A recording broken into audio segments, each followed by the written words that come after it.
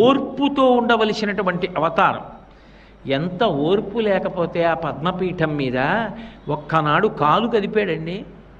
ఒక్కనాడు ఎన్నాళ్ళు నించోనరా ఇలాగా, ఓ కుర్చీ వేయండి అని కూర్చున్నాడా, పడుకున్నాడా? నాకు ఇంతే సమయమా, ఎన్ని వేల మందిలా వస్తూ ఉంటారా, ఎంతమందిని నేను చూడనరా అన్నాడా? అలా చూస్తూనే ఉంటాడు, అనుగ్రహిస్తూనే ఉంటాడు. ఎక్కడో ఉండి మొరలు పెట్టుకున్నా ఆపద మొక్కల వాడి కాపాడుతూనే ఉంటాడు, క్షమిస్తూనే ఉంటాడు. అంత ఓర్పుతో రావాలి అవతారం. అందుకే మొదటే ఓర్పు పట్టి వచ్చింది. రావడం అన్ని అవతారాల్లాగా రాలేదు.